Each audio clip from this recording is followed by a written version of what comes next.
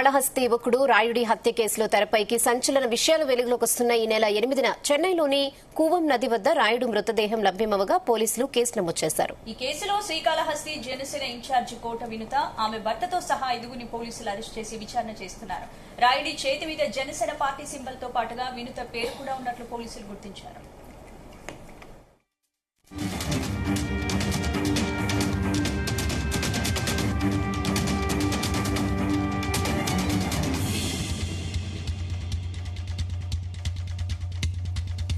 రాయుడి హత్య కేసులో వినూతను అరెస్ట్ చేయడం సంచలనం మారింది. బొక్కసంపాలెం గ్రామానికి చెందిన రాయుడు శ్రీకాళహస్తి నియోజకవర్గ జనసేన పార్టీ ఇన్ఛార్జ్ కోట వినూతకు డ్రైవర్గా, ఆమెకు వ్యక్తిగత సహాయకుడిగా కూడా పనిచేస్తున్నాడు. అయితే వినూతను అరెస్ట్ చేసిన కొద్దిసేపటికే జనసేన పార్టీ ఆమెను పార్టీ నుంచి సస్పెండ్ చేస్తూ ఉత్తర్వులు జారీ చేసింది. తాము దాడి చేశామే తప్ప రాయుడిని చంపలేదని వినూత విచారణలో వెల్లడించినట్లుగా తెలుస్తోంది. ఇక మరోవైపు జూన్ 21న వినూత ఉన్నట్టుండి ఓ బహిరంగ ప్రకటన చేశారు. రాయుడు చేసిన ద్రోహానికి విధుల నుంచి తొలగిస్తున్నట్లు అటు పేపర్తో పాటుగా ఇటు సోషల్ మీడియా ద్వారా ప్రకటించారు. ఇక మీదట శ్రీనివాసులకి తమకి ఎలాంటి సంబంధం లేదని చెప్పారు. ఇంతలోనే రాయుడు శవమై కనిపించడం, ఈ కేసులో వినూతను చెన్నై పోలీసులు అరెస్ట్ చేయడం చర్చనీయాంశమైంది. రాయుడు హత్య గురించి చెన్నై పోలీసులు ఆరా తీస్తున్నారు.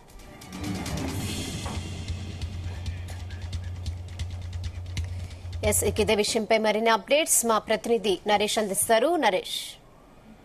Thank you. అంటే చిత్తూరు జిల్లా కాళహస్తి నియోజకవర్గం జనసేన ఇన్ఛార్జిగా ఉన్నటువంటి కోట వినుత అయితే మాత్రం అరెస్ట్ అయ్యారు.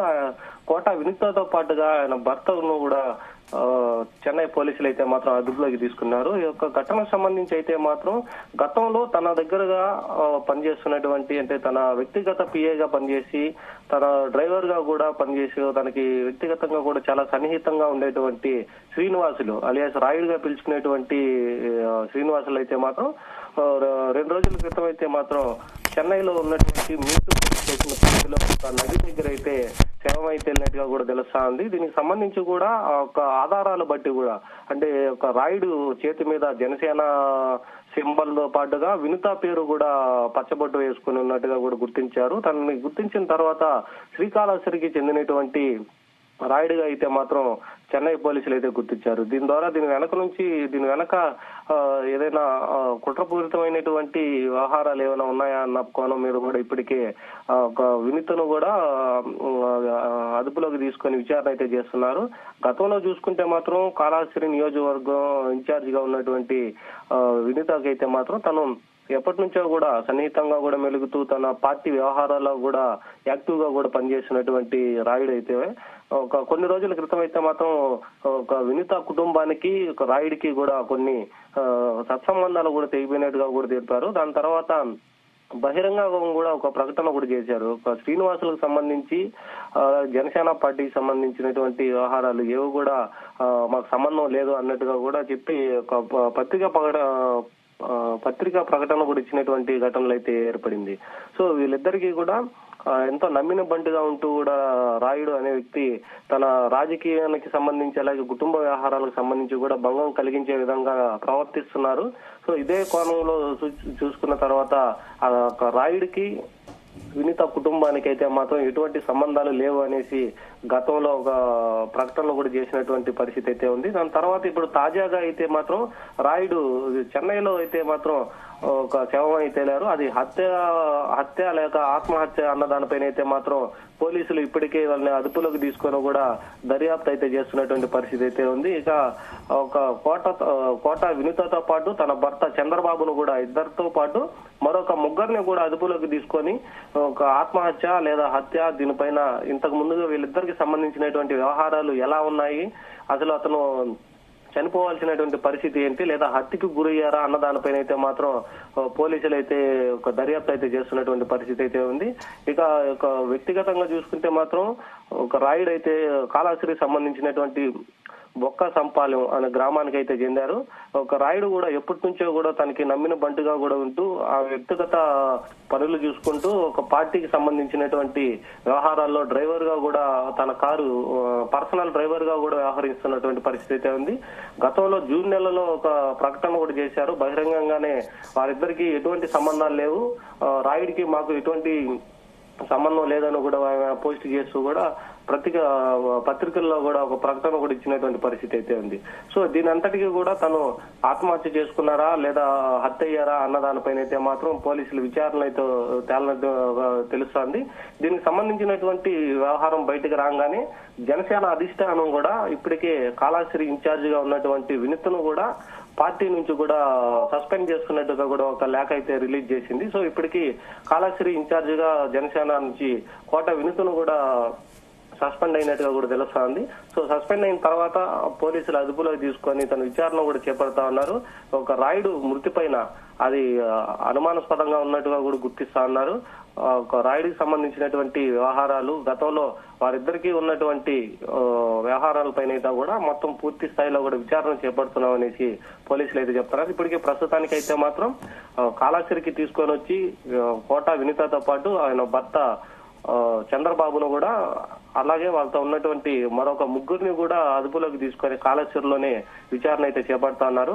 ఒక విచారణలో అయితే మాత్రం తన హత్యకి సంబంధించి అది హత్య లేకపోతే ఆత్మహత్య అన్న దానిపైన అయితే మాత్రం తేలనున్నట్టుగా కూడా తెలుస్తోంది. పోలీసుల కథనం మేరకు అయితే మాత్రం తనని హత్య చేసి ఒక నదిలో కూడా పడేసినట్టుగా కూడా తెలుస్తోంది.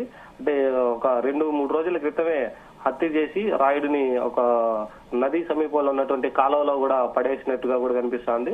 ఒక తన మీద ఉన్నటువంటి గాయాలని అలాగే ఒక శరీరం మీద ఉన్నటువంటి కొన్ని గుర్తుల్ని ఐడెంటిఫై చేసిన తర్వాత వీళ్ళ మీద డౌట్ వచ్చిన తర్వాతనే కాళాశ్రీ ఇన్ఛార్జ్ గా ఉన్నటువంటి వినీతని అలాగే వాళ్ళ భర్త చంద్రబాబును కూడా అదుపులోకి తీసుకున్నారు. దాంతో పాటుగా మరొక ముగ్గురును కూడా అదుపులోకి తీసుకుని పూర్తి స్థాయిలో కూడా విచారణ అయితే జరుపుతున్నట్టుగా కూడా తెలుస్తోంది. రాయుడు హత్యకి సంబంధించినటువంటి పూర్తి వివరాలు యొక్క విచారణ అయిన తర్వాత అయితే మాత్రం తెలియజేస్తామనేసి అయితే పోలీసులు అయితే చెప్తున్నారు. ఇది ఇలా ఉండగానే జనసేన అధిష్టానం నుంచి కూడా వినీతనైతే సస్పెండ్ చేయడంతో పాటు వాళ్ళు అరెస్ట్ అయిన తర్వాత కాళేశ్వరంలో కూడా ఒక సంచలనంగా కూడా మారినటువంటి పరిస్థితి అయితే ఉంది. గతంలో అయితే మాత్రం పార్టీకి సంబంధించి కూడా వినూతతో పాటు యాక్టివ్ గా కూడా పనిచేస్తూ ఒక పార్టీ కార్యక్రమాలతో అన్నిటి కూడా ముందుండి నడిపించేటువంటి వ్యక్తి రాయుడు అనేసి అయితే స్థానికులుగా కూడా చెప్తా ఉన్నారు.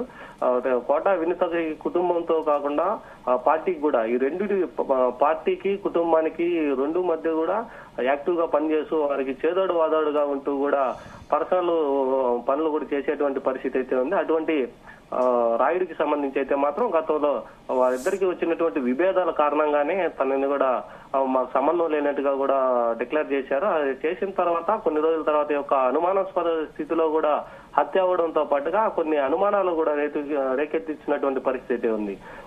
సో గతంలో ఎలాంటి వ్యవహారాలపైన వీళ్ళిద్దరికి విభేదాలు వచ్చాయి, తన మనస్తాపంతో చెంది ఆత్మహత్య చేసుకున్నారా లేదా హత్య చేసి అక్కడ పడేశారా అన్న కోణంలో అయితే ఇప్పటికీ విచారిస్తున్నారు. అప్పటికైతే మాత్రం రాజకీయాలకు సంబంధించి అయితే మాత్రం కొన్ని విషయాలు కూడా వేరే ఒక రాజకీయ పార్టీకి అమ్ముడిపోయేసి ఇక్కడ ఉన్నటువంటి విషయాలంతా కూడా అక్కడికి చేరవేసి ఒక వాళ్ళ కుటుంబానికి పార్టీకి కూడా భంగం కలిగిస్తున్నారన్న నేపథ్యంలోనే గత జూన్ నెలలో అయితే వినూత అయితే ఒక బహిరంగ ప్రకటన కూడా చేసి అతన్ని సంబంధం లేనట్టుగా కూడా బహిష్కరించినటువంటి పరిస్థితి అయితే ఉంది.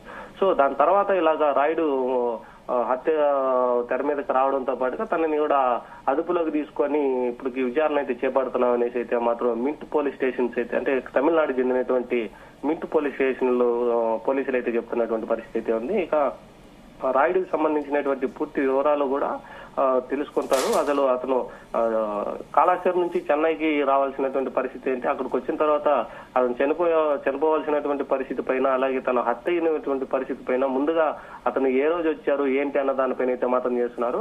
పోలీసులు అయితే మాత్రం 8వ తేదీ ఒక మింట్ పోలీస్ స్టేషన్ పరిధిలో తిరుగుతున్నట్టుగా కూడా ఐడెంటిఫై చేశారు. ఆ తర్వాత హత్యకు గురైనట్లుగా కూడా పోలీసులు అయితే నిర్ధారణకు అయితే వచ్చినట్టుగా కూడా తెలుస్తా ఉంది. ఈ యొక్క హత్య వెనకాల శ్రీకాళహస్తికి జనసేన ఇన్ఛార్జ్ గా ఉన్నటువంటి కోట వినూత చంద్రబాబు హస్తం అయితే ఉంది అన్న అనుమానంతోనే వాళ్ళను కూడా అదుపులోకి తీసుకొని ఇప్పటికే ప్రస్తుతానికైతే విచారణ కూడా చేపడుతున్నారు. సో దీనిపైన పూర్తి వివరాలు కూడా మరి దర్యాప్తు అయిన తర్వాతే తెలుస్తాయనేసి కూడా ఒక కాళహస్తి సంబంధించినటువంటి స్థానికులు కూడా ఎదురు చూస్తున్నటువంటి పరిస్థితి ఉంది.